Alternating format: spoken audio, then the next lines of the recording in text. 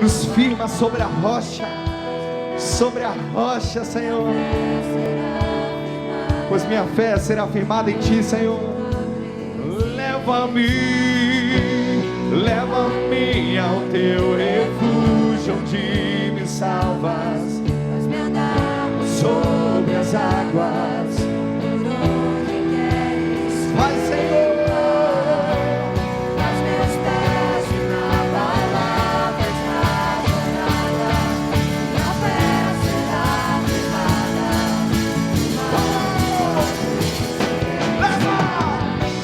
Leva-me ao Teu refúgio, onde me salvas. Faz-me andar sobre as águas, por onde queres que eu vá. Faz meus pés inabaláveis na jornada. Minha fé será firmada no mar. Por Teu nome, por Teu nome chamarei. Forte, forte.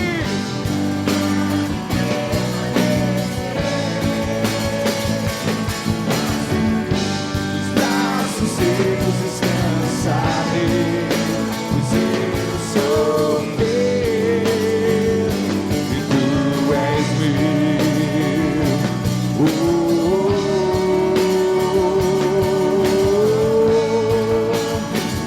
Eu sou Teu, Tu és meu.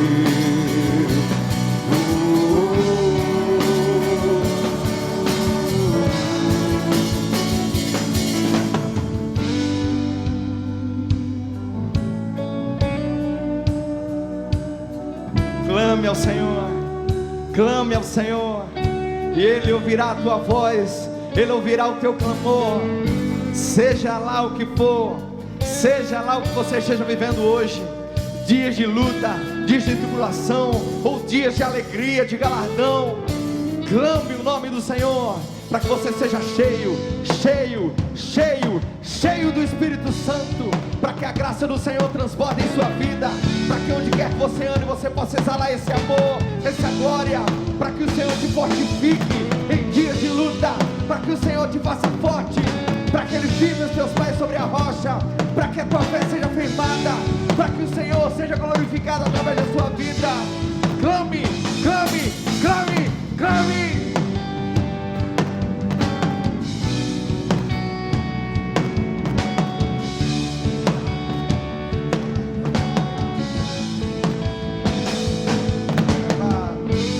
Leva-me ao Teu refúgio, onde me salvas. Faz-me andar por sobre as águas, por onde queres que eu vá. Faz meus pés inabaláveis na jornada. Minha fé será firmada no mar de Tua presença. Leva-me ao Teu refúgio, onde me salvas. Faz-me andar por sobre as águas, por onde queres que eu vá. Faz meus pés inabaláveis na jornada. Minha fé será firmada no mar de Tua presença. Por Teu nome chamarei, e forte permanecerei. Se eu passo nos braços Teus Descansarei, se eu sou Teu e Tu és meu.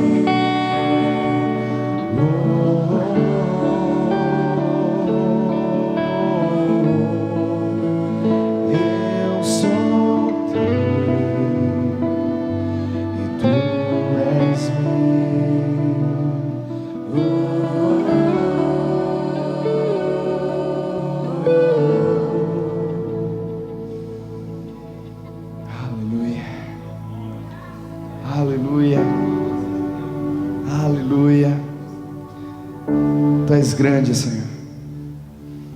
Tu és grande, Senhor.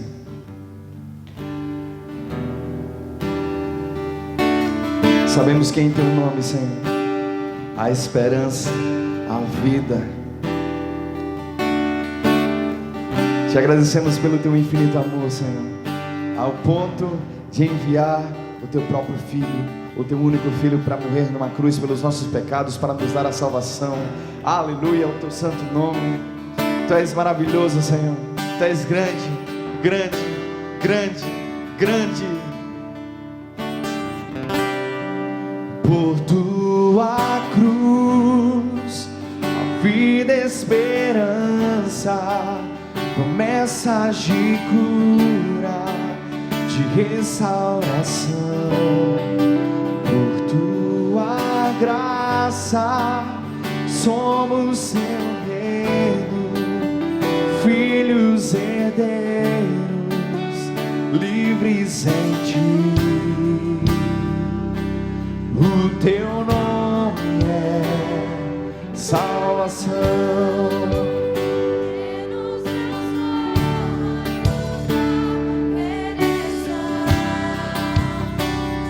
Nas batalhas, vencedor.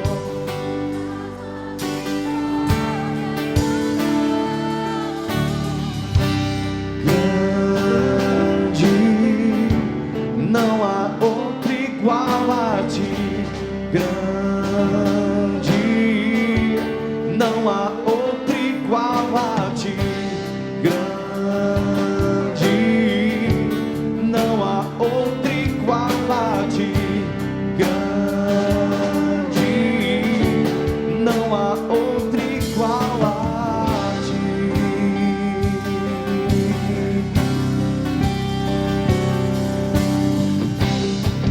Muralhas caem, cadeias se rompem, justos em Ti nos levantamos, vem ao Teu reino, livres brilhamos, Teu sangue e Tua cruz, o Teu nome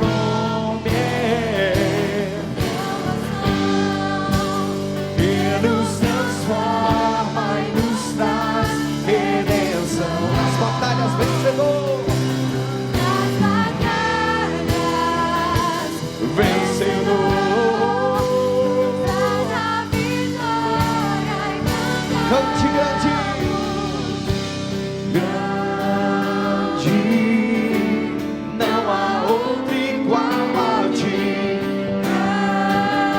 Grande, não há outro igual a Ti.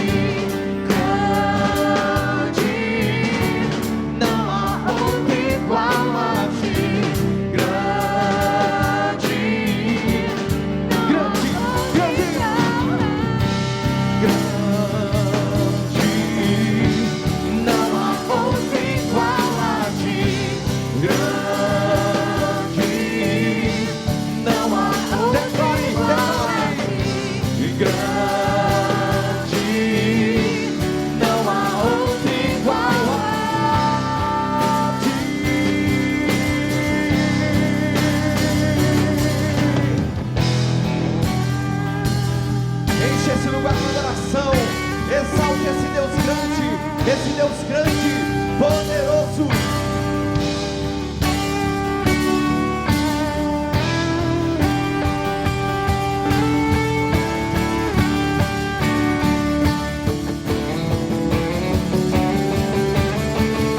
Em toda a terra, em toda a terra, vitorioso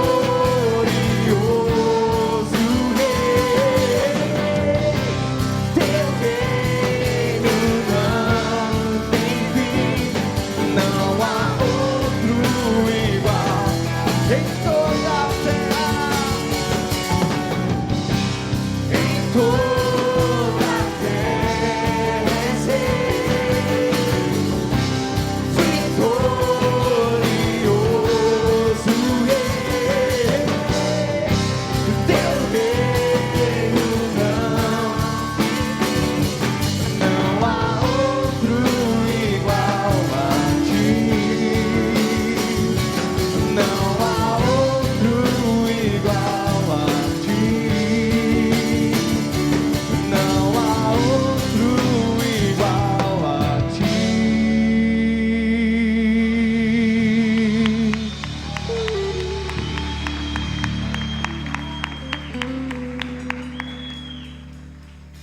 Pode sentar, queridos. Você está feliz, sim ou não? Amém. Deus abençoe muito vocês. Rapaz, foi ligeiro, gostei. Olha só, hoje a gente vai concluir a carta do apóstolo Paulo aos Colossenses. Amém? Você crê? Eu creio. Eu creio. Faz 7 vezes. Já está quase nascendo o menino.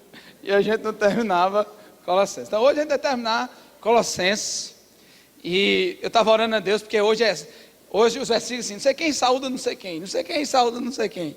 Eu digo, meu Deus do céu, me dá unção para trazer a palavra do Senhor nessa noite. E eu creio que Deus vai falar ao seu coração, amém? Você crê de verdade? Então olha só, a partir da próxima semana, eu queria que você convidasse seus amigos para estarem aqui. De verdade, a gente vai começar uma série de mensagens chamada O Deus da Restauração. O Deus da Restauração. Você crê que Deus é capaz de restaurar sonhos, perspectivas, restaurar sua família, restaurar casamento, restaurar sua vida profissional, restaurar, né, sua vida completamente? Você crê nisso, sim ou não? Você crê que há pessoas, você olha assim, meu Deus, desse jeito, ele está com a vida destruída, acabada. Será que tem jeito? Eu creio que há um Deus capaz de restaurar tudo isso, amém? De verdade. Então a gente vai começar a falar sobre isso a partir do próximo final de semana. Então convide pessoas, convide amigos seus mesmo. Serão cultos assim onde eu sei que Deus vai falar muito ao coração, o Deus da restauração. E o Senhor vai nos dar graça para falar sobre isso, amém? Então, antes que eu me esqueça, só para lembrar, quem tem dificuldade de ônibus, que pega ônibus e tal, o ministério, ele tem investido em relação a isso. O que acontece? Quando acaba o culto, às 10 horas, sai o ônibus daqui, a gente aluga um ônibus, esse ônibus pega as pessoas aqui e vai até a integração. E ela pode parar em qualquer lugar nesse meio do caminho. Rui Carneiro é para as pessoas, pode parar em qualquer lugar, né? Então é uma forma de lhe ajudar e facilitar essa sua locomoção. Então, acabou o culto, em vez de pegar o ônibus aí, né?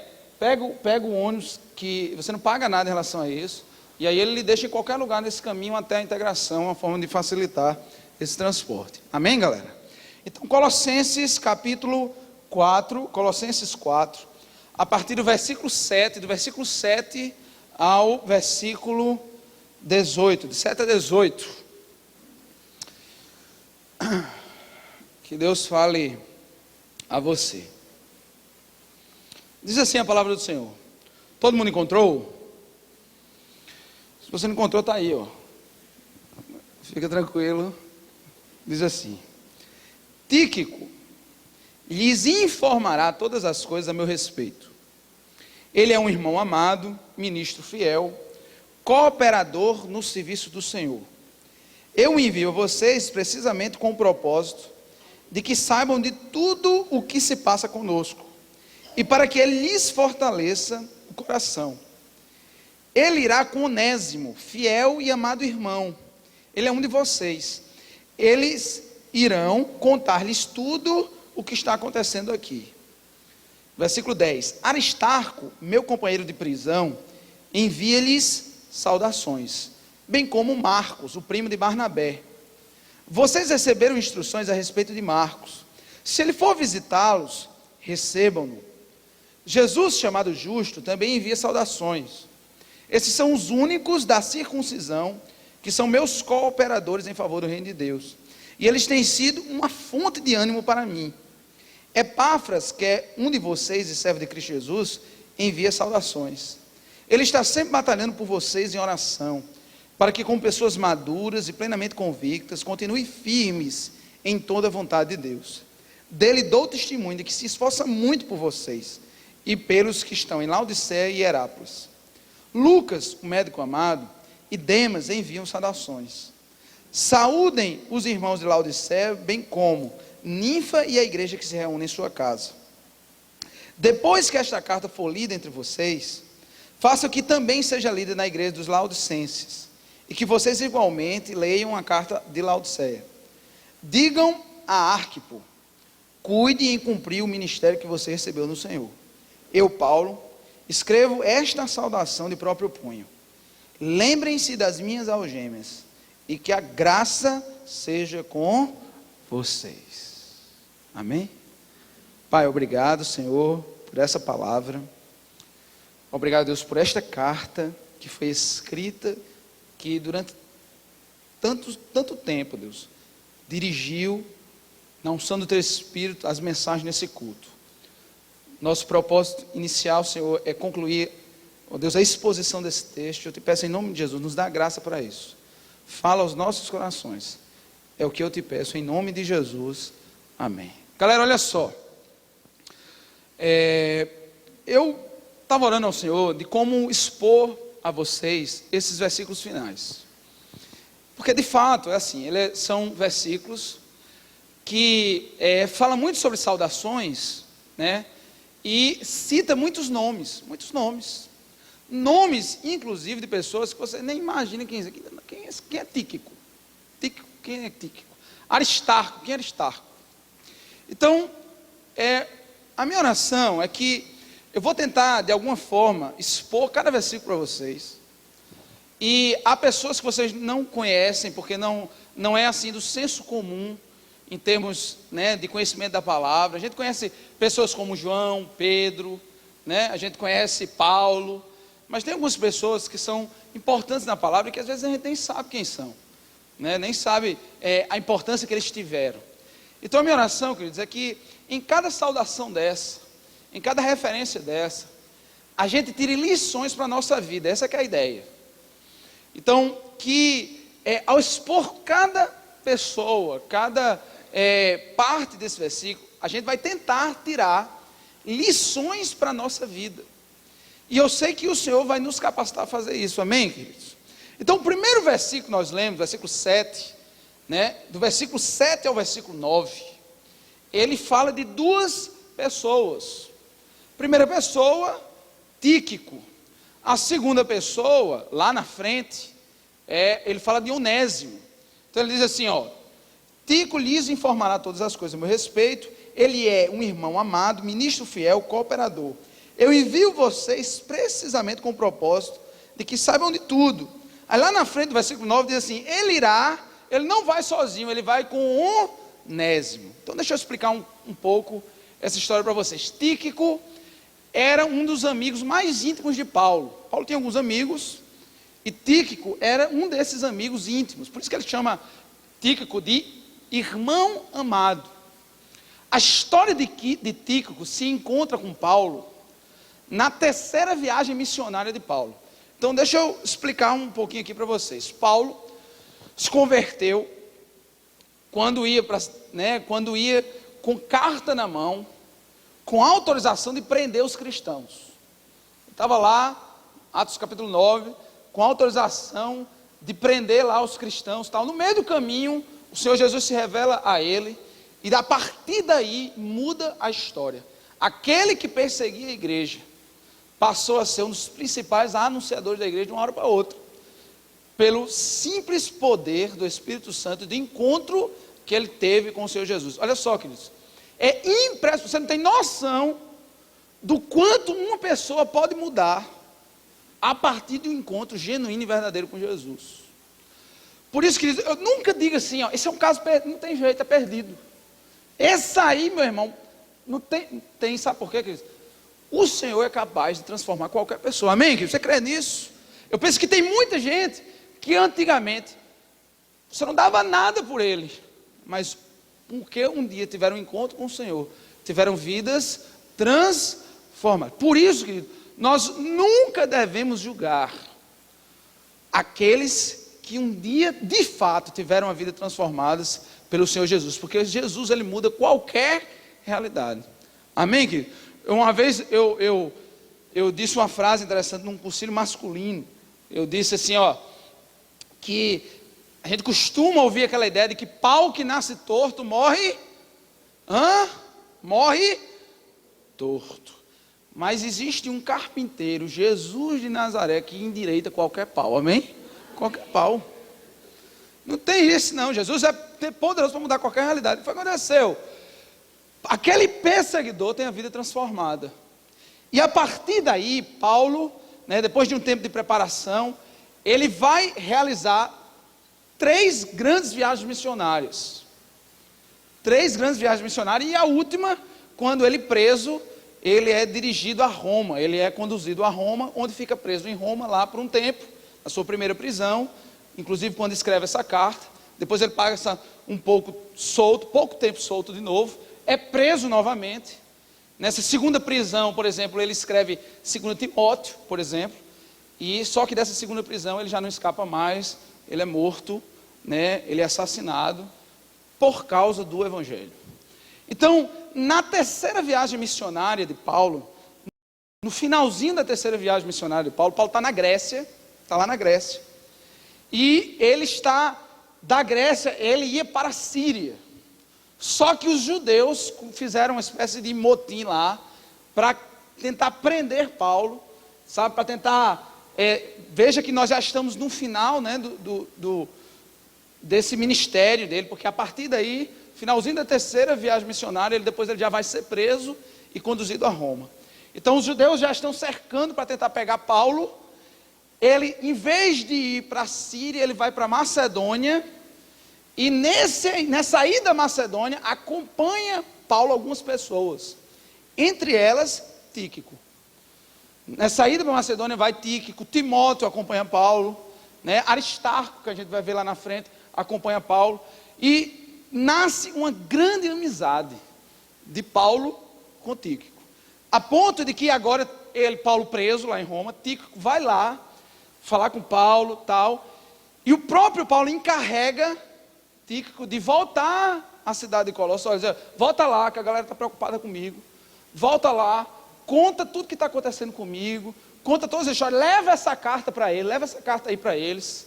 Quando essa carta chegar lá, manda a igreja ler. Quando a gente, já adiantando, lá na frente assim, depois da leitura dessa carta na igreja, que seja lida também na igreja de Laodicense. A leitura, a expressão aqui verbal é uma leitura pública, do jeito que ele está fazendo aqui.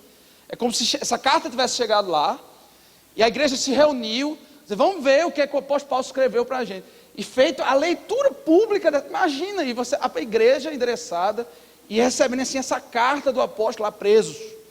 Então, além de mandar a carta, ele diz assim, ó, vai lá e conta para o povo tudo que está acontecendo, conta para ele o que você viu, né? Explica lá para a galera. Então, Tíquico, ele é encaminhado para isso. E Tíquico não vai sozinho, ele vai com o tal de Onésimo. Quem é Onésimo? Onésimo era um escravo fugitivo. Onésimo era naquela época, estávamos em regime escravagista, e Onésimo tinha fugido do seu dono, que literalmente era assim. O dono, né, de Onésimo, né, aquele que era senhor de Onésimo, era um homem chamado Filemon. Por isso que já ouviu que na Bíblia tem uma carta chamada Carta a Filemon. Pronto, Filemon era justamente o senhor de Onésimo, esse mesmo Onésimo. O que é que aconteceu? Onésimo fugiu de Filemon, quando de algum jeito, que a gente não sabe como, ele foi bater em Roma. Quando ele chega em Roma, a gente não sabe a história, mas ele, através do apóstolo Paulo, ele se converte. Esse cara se converte lá. E agora, o que é que Paulo diz? Agora é o seguinte, você vai voltar para lá, e você leva também uma carta a Filemon, que é o seu senhor. E essa carta a Filemon, que é o seu senhor, é justamente a carta que antecede a carta de Hebreus, que é Filemon. Nessa carta a Filemon, Paulo, ele intercede por Onésimo e pede a Filemon que libere Onésimo. Que ele é uma pessoa, porque naquela época, por exemplo, Onésimo poderia ser assassinado, inclusive, pelo que ele fez. Então, se você for ler, se você tiver curiosidade de ler, é bem pequenininha a carta de Filemon, Paulo intercede mesmo por ele, diz assim, olha, receba Onésimo como meu filho, receba-o como se estivesse me recebendo. E se ele lhe deve alguma coisa, cobre de mim. Eu estou disposto a pagar, mas que você receba Onésimo. Então esses dois caras, Tíquico e Onésimo, né, são encaminhados para conduzir essa carta. Poxa, o que é que a gente aprende aqui? Primeira coisa que eu queria que você aprendesse aqui com esse texto, é que você seja de fato um amigo verdadeiro. Seja um amigo verdadeiro. Tem 3 expressões aqui, 3 expressões que ele usa, né, basicamente para os dois, tanto para ti como Onésimo.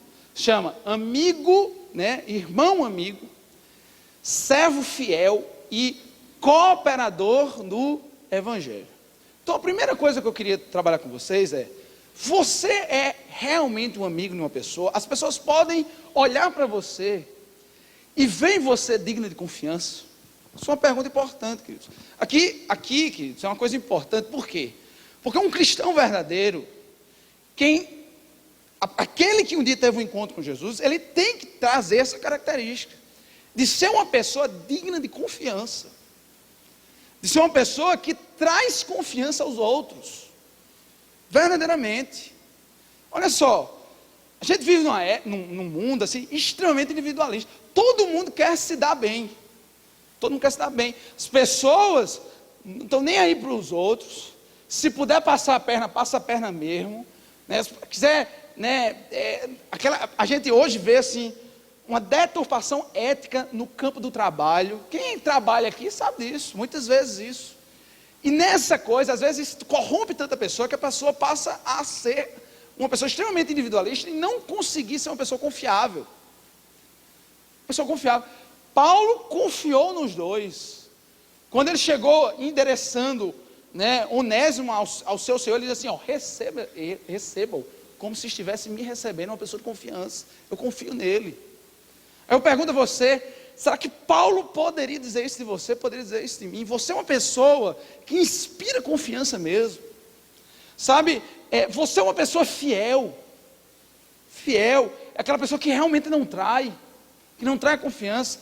Sabe, quando eu vejo quando ele diz assim, ele é um servo fiel, eu fico pensando, queridos, que a gente não pode deixar de jeito nenhum que essa falta de ética da realidade que nos cerca roube ou corrompa a nossa forma de ser. Precisamos ser sim pessoas éticas, precisamos ser sim pessoas de confiança, precisamos sim. Antigamente, quando alguém se dizia ser crente, pode confiar, né? Crente não mente, crente não faz isso, crente não faz isso. Por quê? Porque naquela época, cara, para o cara ser crente, era pau, literalmente. Ser crente, né, passava por perseguição grande. Hoje, a gente vive uma época assim, que não é difícil ser verdadeiramente cristão, mas, de certa forma, há, pelo próprio crescimento do Evangelho, uma certa acomodação social ao Evangelho.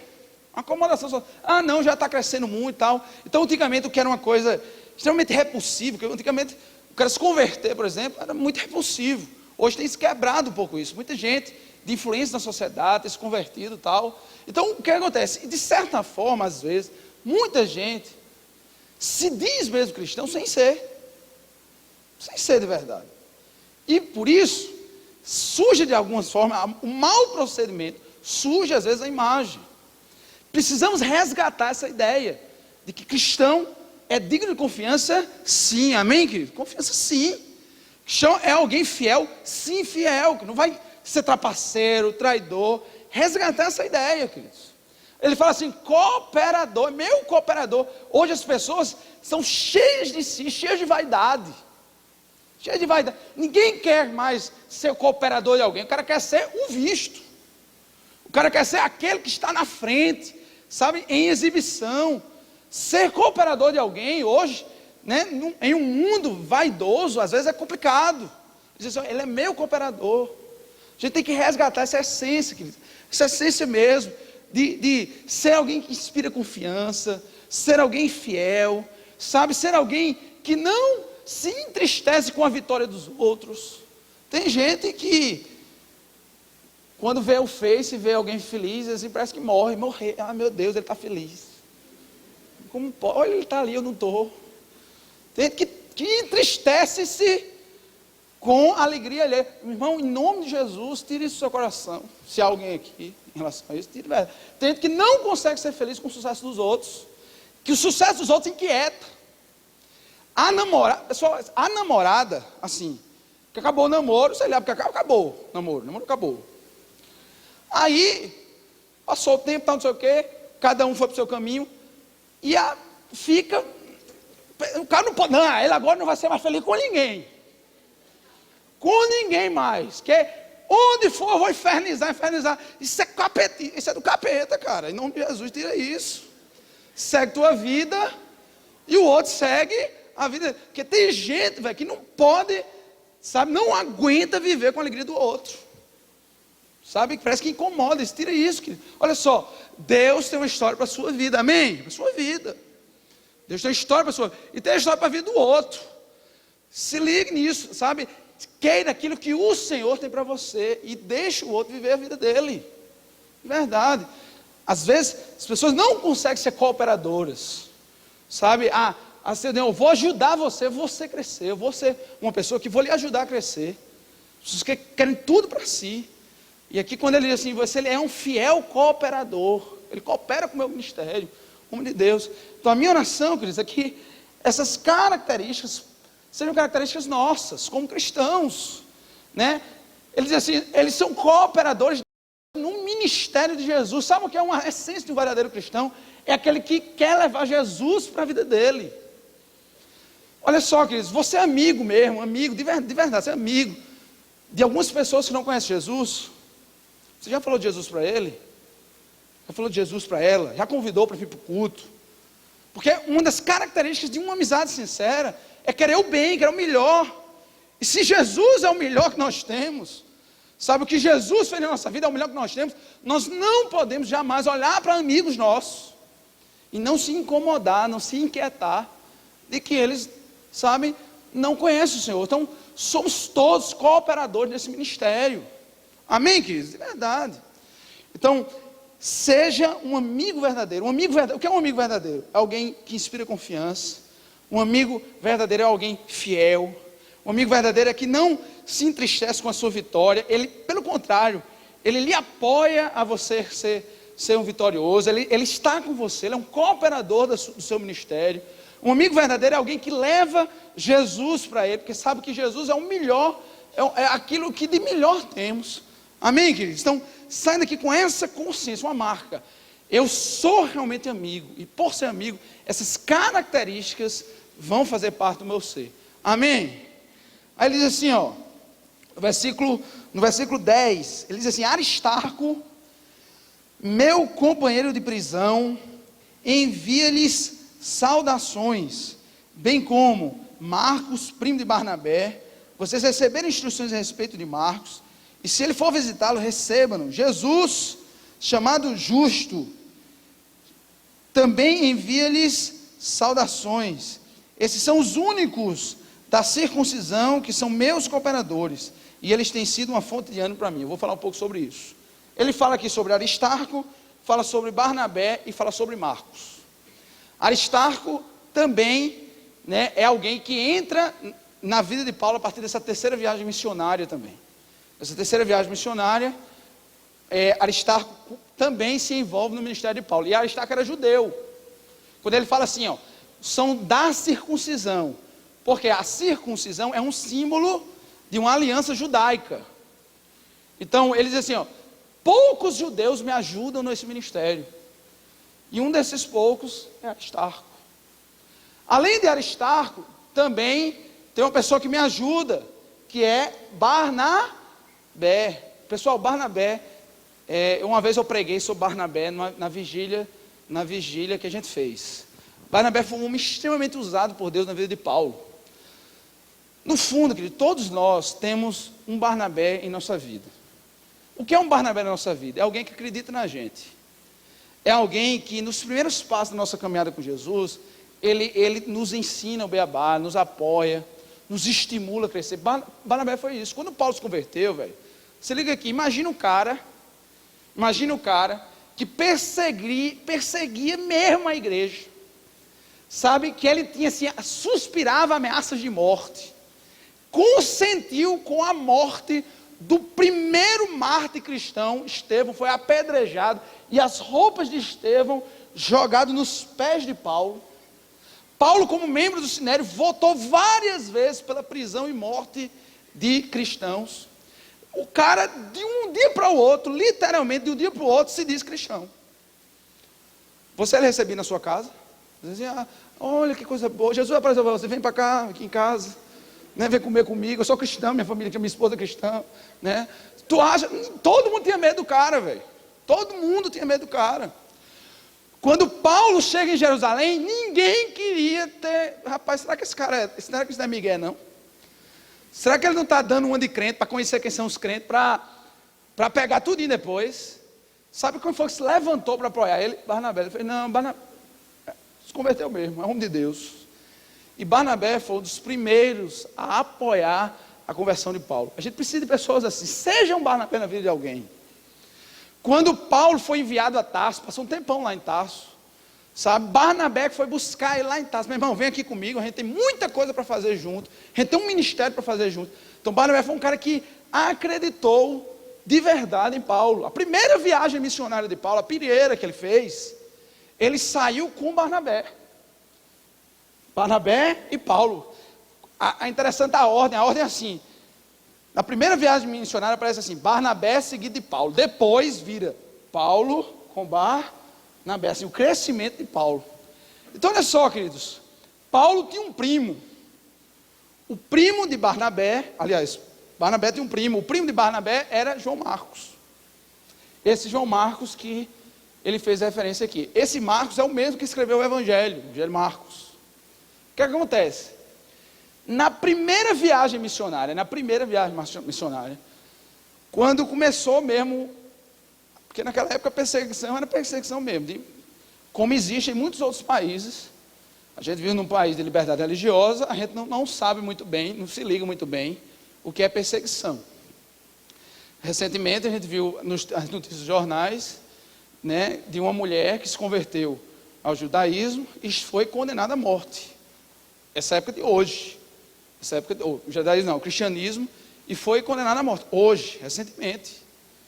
Então, naquela época era isso mesmo. O que acontece? No meio da viagem, João Marcos está para trás.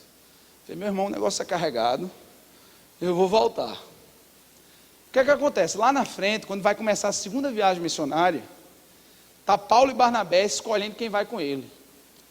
Aí Barnabé, que era primo de Marcos, disse assim, Marcos vai com a gente. Aí Paulo, vai não. Marcos não vai com a gente. Na outra vez ele amarelou, ele voltou. Agora ele não vai nem a pau. Não vai. Foi tão grande que decidiram fazer. Então vamos fazer o seguinte, em vez de uma viagem missionária, cada um vai para um lado, você leva um grupo, eu levo o outro. E a gente sai para evangelizar agora em duas frentes. Pessoal, esse é o mesmo Marcos.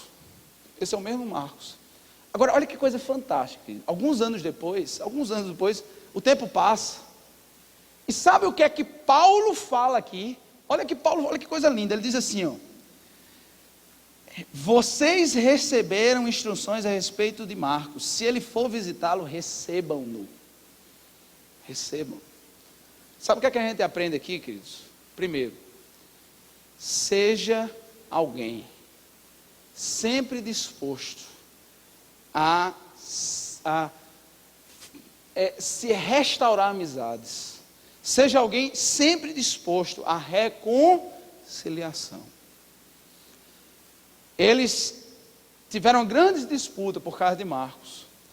Quando chega agora, alguns anos depois, o próprio Paulo diz assim, recebam Marcos. Quando você vai ver a última carta do apóstolo Paulo, 2 Timóteo, quando ele está já se despedindo, ele fez, meu irmão, tragam Marcos para cá, que eu quero falar com ele. Ele me é muito útil no ministério. Meu irmão, tem muita gente que estão cheia de rancores, tem pessoas que não são dispostas a se reconciliar. Tem gente que guardam mágoas de alguém, sabe, pela vida inteira, a vida inteira. Não estou dizendo, querido, que a pessoa não lhe feriu. Se a gente olha, por exemplo, naquele dia com Paulo, ele tinha todas as razões no mundo de dizer assim, não vou levar, porque na última vez ele voltou. Eu não estou querendo dizer, queridos, que a pessoa não lhe feriu. Sabe que algo não lhe atingiu. Mas em nome de Jesus, seja alguém disposto ou disposta a se reconciliar. Não seja uma pessoa que marca a mágoa, sabe, que guarda aquela mágoa. Um dia, 15 anos atrás, aquela pessoa me feriu. E aí você passou 15 anos escravo de uma mágoa, escravo de um rancor. Sabe o que é que eu vejo Paulo aqui dizendo assim, olha, recebam Marcos, Marcos é bênção, vá lá, receba ele. Eu vejo uma pessoa que foi disposta a reconciliar-se, a perdoar. Às vezes, que você tem alguém do seu lado, que às vezes senta aqui na igreja, e você carrega a mágoa dela, e você carrega rancor dela, você tem algo guardado dela. Em nome de Jesus eu lhe peço, seja como Paulo foi aqui, ele fez assim, estou disposto a me reconciliar. Estou disposto sim a perdoar tudo que aconteceu e recomeçar uma nova amizade. Seja uma pessoa disposta. Tem gente, queridos, que porque alguém fez um dia algo que lhe entristeceu, você marcou essa pessoa para o resto da sua vida. Você pode vir todo mundo, mas aquela pessoa parece que você tem um repúdio, tira isso do seu coração, que só faz mal a você, querido. Paulo foi alguém que, mesmo que tenha sentido muito, e ficou muito claro o quanto ele sentiu, quando naquele episódio em Atos 15, lá na frente, a gente vê alguém que foi disposto a perdoar e se reconciliar. Eu creio que há muitas pessoas aqui que precisam se reconciliar com alguém, que precisam tirar essa mágoa do coração, e como cristão dizer assim, o Senhor perdoou os meus pecados, o Senhor perdoou os meus erros, eu também perdoarei a quem um dia me ofendeu. Lembra o Pai Nosso que o Senhor nos ensinou? Perdoa as nossas ofensas, assim como nós perdoamos a quem nos tem ofendido. Quantas vezes você já disse isso para Jesus? Quantas vezes você já disse isso? Senhor, perdoa na mesma medida que eu perdoo meus irmãos. Sem perceber, queridos, várias vezes você já disse isso. Você pediu a Deus para que Ele exerça com você a mesma atitude que você exerce com os outros. Já pensou nisso quando você orou o Pai Nosso? Quantas vezes você repetiu isso? E por que é que você ainda tem esse rancor no seu coração, esse mágoa no seu coração? Seja disposto, seja disposta a efetivamente se reconciliar. Isso é uma marca. Paulo aqui nos dá um ensino disso. Ele fez, olha, recebam Marcos, homem de Deus, recebam. Lá na frente, queridos, quando Paulo já sabia que seriam os últimos dias da vida dele, lá em 2 Timóteo 4, ele sabia, tanto que ele diz assim, aquele versículo diz, combati o bom combate, acabei a carreira, guardei a fé. Ele sabia que estava chegando no fim. Nos últimos dias ele fez assim, meu irmão, tragam Marcos aqui, eu quero falar com ele. Ele me é muito útil. Talvez, queridos, essa pessoa, que há tanto tempo você guarda mágoa, é um Marcos na sua vida. Que você se afastou, mas quem sabe um dia, em uma reconciliação, eles seriam essa pessoa super importante na sua vida. Que sejamos nós, de fato, pessoas que se colocam dispostas a nos reconciliar. Tira a mágoa do seu coração, em nome de Jesus. Amém, queridos? Lá na frente ele fala sobre Jesus, chamado Jesus. Não é Jesus Cristo não, viu? Porque Jesus é um nome como tinha outros nomes, outros Jesus, do ponto de vista de homônimos, tinha lá. Por exemplo, aqui tem um Jesus. Cadê Davi? Cadê Davi Castro? Cadê Davi? Pronto, Davi é Jesus, né? Não é Jesus?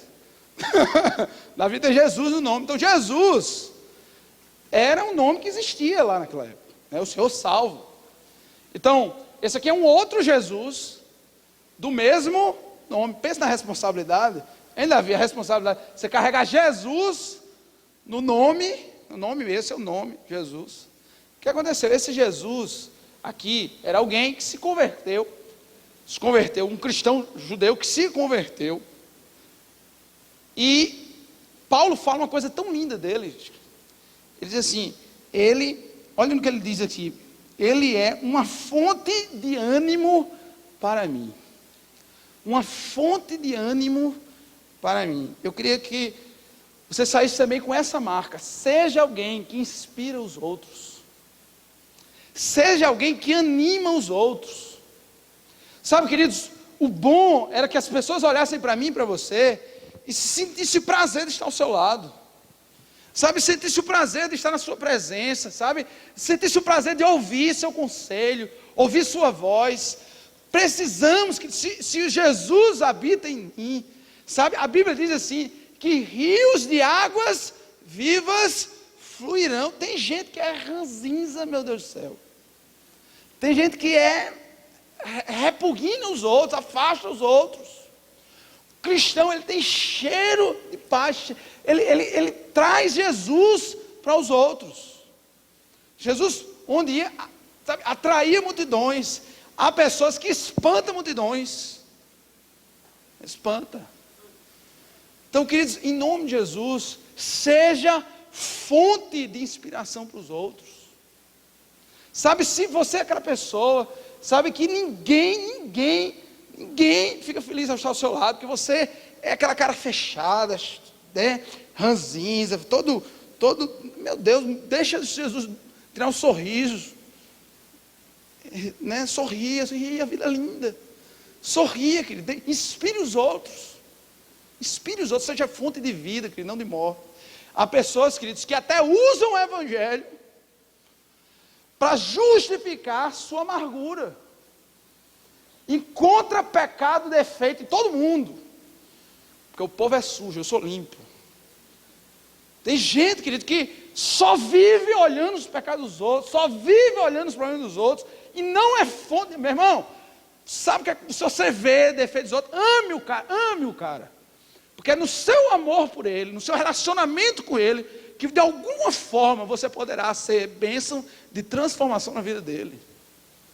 Então, às vezes, a gente vive até uma geração que acha bonito ser aquele crente fechado, ranzinza, sabe, que não tem contato com os outros e tal. Meu irmão, em nome de Jesus, deixe Deus mudar a sua cabeça, cara. Jesus se relacionava com todo mundo. Jesus se envolvia com todo mundo. Jesus se envolvia com adúltera, com prostituta, com todo mundo. Porque Jesus não era aquele cara ranzinza, fechado, sabe, que só olhava os defeitos dos outros. Jesus, pelo amor, transformava a vida deles. E às vezes, querido, a gente justifica na fé nossa própria ranzinzice. Não, porque é impuro, parece aquele judeu, né, os outros. Meu irmão, Jesus quebra isso, querido. Jesus quebra isso. Seja uma pessoa de relacionamentos.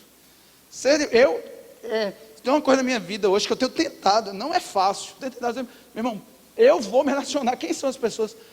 Tem um cara na universidade, não é da minha sala, não é da minha sala.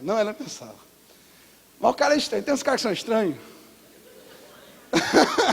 O cara que é estranho, esse é estranho. Cabelão aqui, com as camisolas do Nirvana, a calça aqui, estranho. Eu nunca vi o cara com ninguém, velho. É com o celular ligado com o negócio no ouvido, pelos cantos. Que cara estranho. Vou atrás desse cara. Toda hora que eu chego na universidade, olha o cara, eu vou falar com ele. Meu irmão, tu me olha, o cara convida, coisa dele. Tira aí, tudo em paz, velho, tudo bom com você? Prazer estar com você. Porque, queridos, eu penso que Jesus seria assim. Sinceramente, eu penso que Jesus seria assim. Jesus não seria mais um dizer assim, que cara estranho, vixe Maria, vou correr dele. Jesus não ia fazer isso, não. Jesus ia amar, velho. Jesus ia amar. Então, a gente precisa resgatar como cristão, essa essência, velho. Essência mesmo de amar. Quanto mais você vê aquela pessoa assim, mais você deve amá-lo, porque é o amor que fará você superar isso. E é esse amor, esse relacionamento que você vai realmente transformar a sua vida. Não seja mais um a apontar o dedo. Para apontar o dedo tem milhões. Seja um a amar e acreditar e crer na restauração da vida dele. Amém, queridos? Amém mesmo? Então seja alguém que inspira. Seja alguém que anima. Tão bonito que um dia Paulo escrevendo, né? Olha, manda saudação lá para fulaninha. Fulaninha é uma fonte de vida para mim. Imagina, Paulo escrevendo isso de você. É uma fonte de vida para mim. Então seja alguém que é fonte de vida para os outros. Amém, queridos? Aí lá na frente, ele vai no versículo 12 e 13, ele vai falar de um tal de Epáfras. Epáfras, quem ainda não é de Epáfras? Epáfras era um gentil, a gente não sabe muito da história dele, só sabe que ele não era judeu, ele era um gentil, que morava na cidade de Colossos, e se converteu. Só que ele diz uma coisa fantástica desse cara. Olha a descrição que Paulo fala de Epáfras. Ele diz assim, olha quem era Epáfras, no versículo 12 e 13. Epáfras, como vocês, é um servo de Cristo Jesus. Ele está sempre batalhando por vocês em oração. Sempre batalhando por vocês em oração. Para que com pessoas maduras e plenamente convictas, continuem firmes em toda a vontade de Deus. Eu dou testemunho de que ele se esforça muito por vocês e pelos que estão em Laodiceia Sabe quem era Epáfras? Era um cara que acreditava em investir na vida dos outros. Acreditava em investir na vida dos outros. Você é uma pessoa assim? Nós somos pessoas assim, sabe? Se Paulo pudesse descrever, esse cara é um cara que ora meu irmão, ele ora mesmo pela vida dos irmãos. Ele batalha em oração, a expressão dedica-se, é batalha mesmo, ele luta pela vida dos irmãos. Ele sabe, ele se preocupa, eu dou testemunho, ele diz, eu dou testemunho do quanto ele se esforça por vocês. Pessoal, olha só, queridos, nós precisamos ser pessoas que acreditam no poder de transformação do Senhor, amém? Então, veja só, queridos, há muito tempo que Deus tem deixado muito claro isso. Se nós estamos falando para uma geração de jovens, a gente tem que começar a quebrar aqui uns paradigmas, velho. Paradigma mesmo. Porque, olha só, já está sapateando aí na geração, sapateando na juventude. É tanta gente cheia de coisas, cheia de tribos, cheia de coisas. Aí sabe o que acontece? A igreja é mais uma para julgar, para botar o dedo, para criticar. Nós, queridos, devemos ser uma juventude que ama, precisa você, isso é fonte de vida, mas que intercede pela vida do outro, que ora pela vida do outro, que acredita no outro, que investe, se esforça pela vida do outro. Então, queridos, quando você vê alguém, você vê alguém, sabe, ore pela vida dele, sabe, seja um Barnabé na vida dele. Sabe, queridos, quantas pessoas, olha só, quantas pessoas não se afastaram do Evangelho, porque não tinha alguém para chegar ao lado dele e dizer assim, para orar por ele, orar diariamente por ele, como Epáfras fazia, batalhar em oração para que eles continuem firmes e convictos na fé, para se esforçar por ele. Tem gente que, sabe, se achar que ligar 2 vezes para o cara, ter um momento de conversa, é se esforçar demais. Meu Deus, como é que eu vou arrumar na minha agenda 15 minutos para falar com essa pessoa? É demais.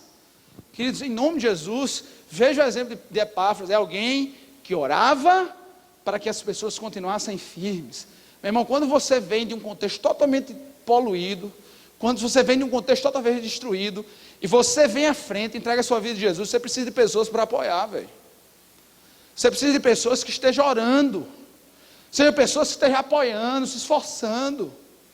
E a minha oração, queridos, é que nós sejamos pessoas assim, amém? Assim.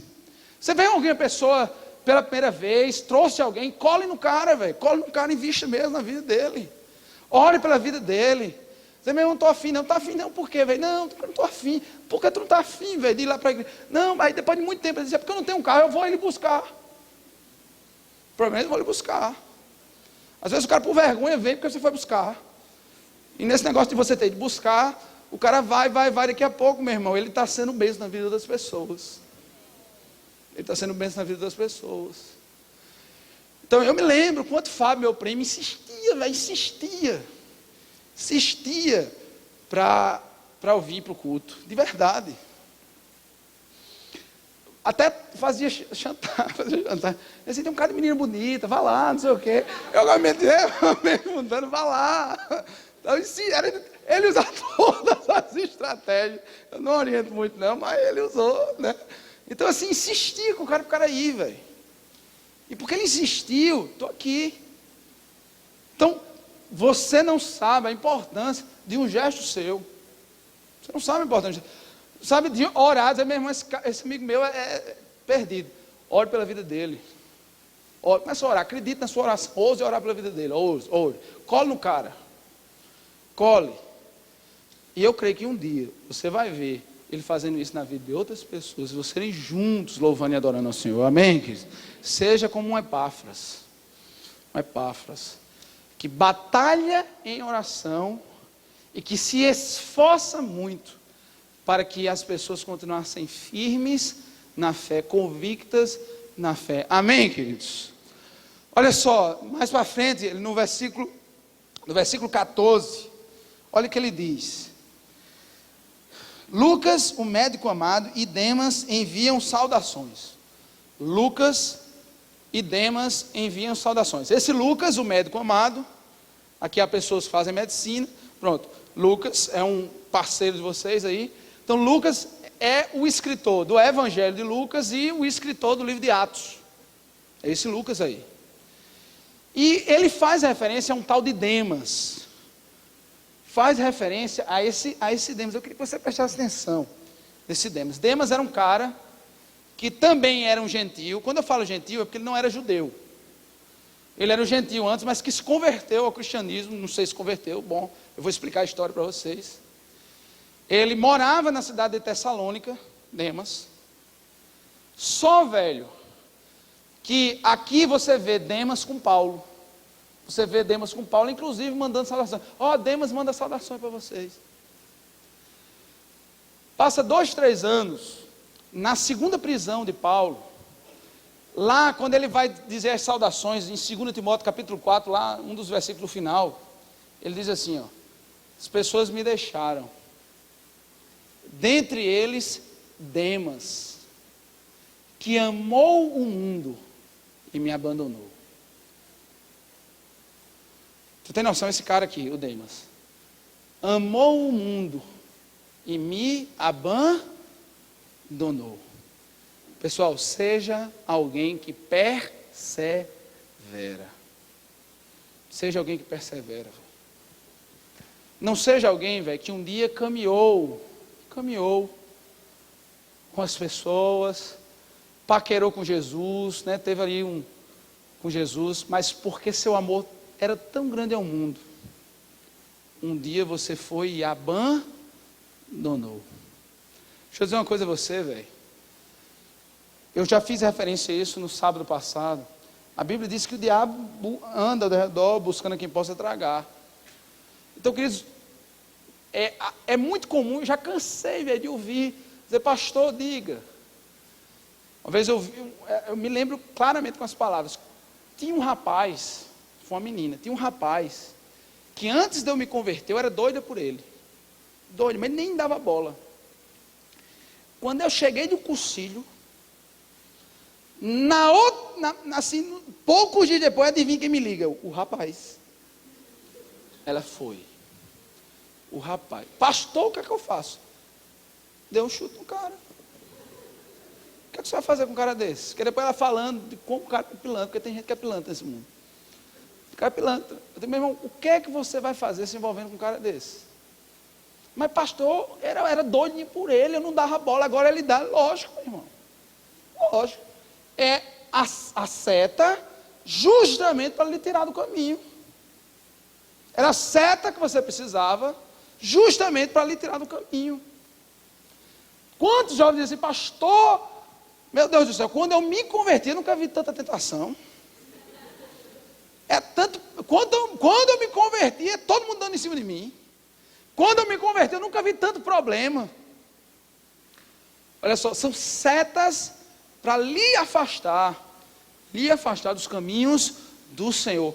Que aqui, em nome de Jesus, nunca haja alguém do qual, há 1 ano atrás, há 2 anos atrás, fazendo referência, fulano de tal, amou o mundo e nos abandonou. Seja perseverante, meu irmão. Persevere nos caminhos do Senhor, que vale a pena. Amém, querido?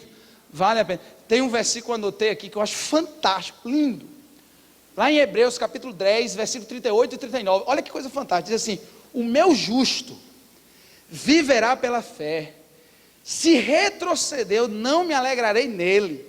Mas o versículo 39 eu queria que fosse a nossa bandeira mesmo. Diz assim: nós, porém, não somos dos que retrocedem e são destruídos, mas dos que creem e são salvos. Amém, queridos?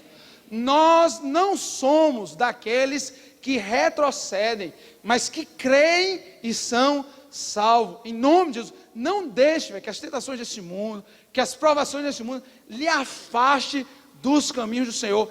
Persevere, que nunca, nunca se diga de nós que amou mais o mundo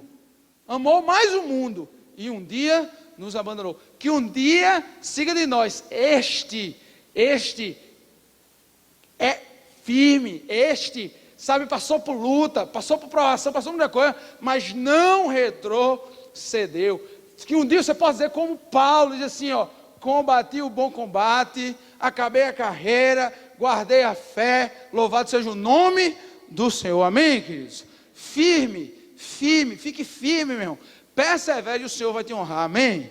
De verdade, queridos. Sabe que nunca se diga de mim e de você, de alguém que não aguentou o tranco, se afastou de Deus.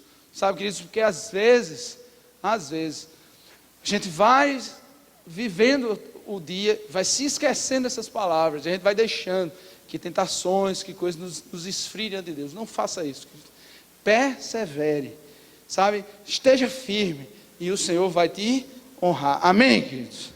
Aí, mais à frente, ele fala no versículo 17, lá no versículo 17 ele diz assim, digam a Arquipo, cuide em cumprir o ministério que você recebeu no Senhor. Arquipo era membro da família de Filemon, aquele Filemon que era proprietário do escravo Onésimo, que era senhor de Onésimo.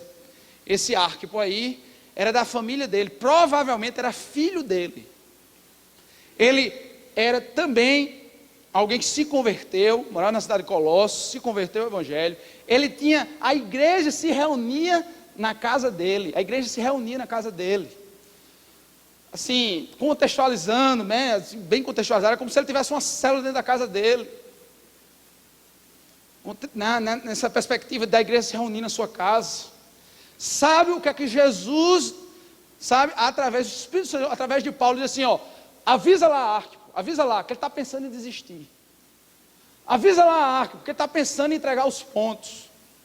Avisa lá ele, olha, Arquipo, cumpre o teu ministério. Meu irmão, tem pessoas aqui, velho, que estão cansadas do ministério. Eu sei que às vezes é luta mesmo. Jesus disse a você, meu irmão, cumpra o ministério que Deus te deu. Cumpra o ministério que o Senhor te chamou. Todos nós, Cristo, fomos chamados para cumprir algo, fazer algo para Jesus.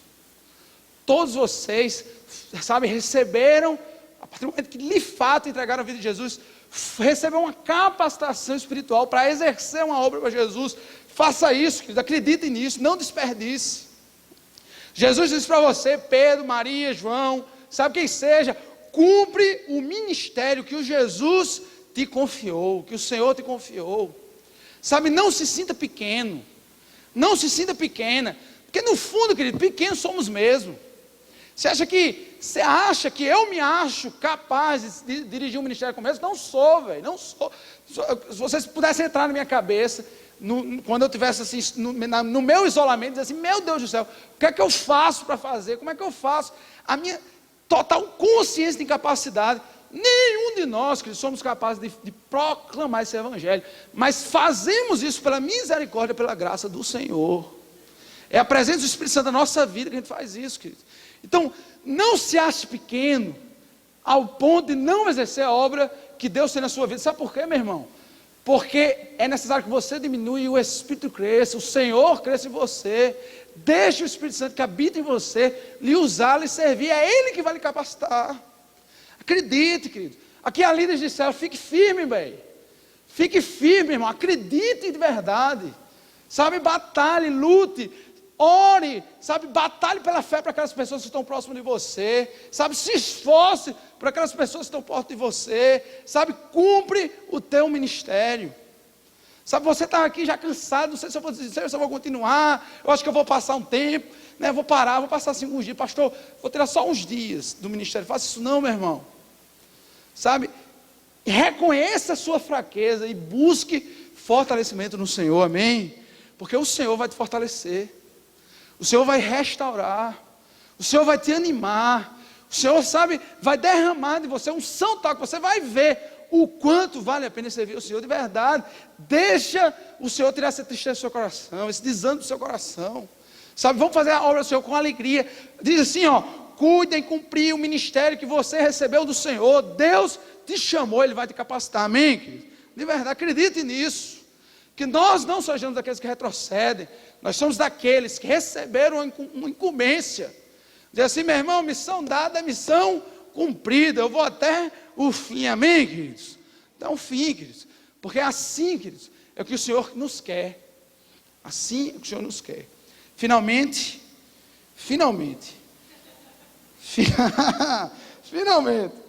Ele manda que a carta seja lida na cidade de Colossenses, e depois que seja lida noutra igreja. Estamos cá, 1950 anos depois, mais ou menos, e esta mesma carta foi lida integralmente, palavra por palavra, durante 7 meses, e aquela mesma carta que inspirou aos Colossenses, é a carta que inspirou a nossa juventude nesse tempo, amém, queridos?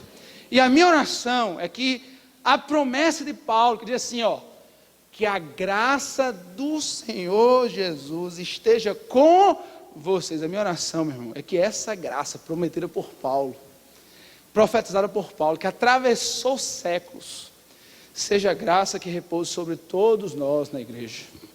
Essa graça, sabe, que nos faz entender em Cristo Jesus que Deus é capaz de nos dar aquilo que nós nem sequer merecíamos. Que essa graça, Senhor, preencha o seu coração, lhe anime a ser uma pessoa, um amigo verdadeiro, a ser alguém disposto à reconciliação, a ser alguém que inspira, que anima, a ser alguém que acredita e investe na vida dos outros, a ser alguém perseverante e alguém que vai cumprir sim o chamado de Deus em nossas vidas, amém, queridos? E que o Senhor nos abençoe, amém, queridos? Você pode aplaudir ao Senhor, Deus maravilhoso.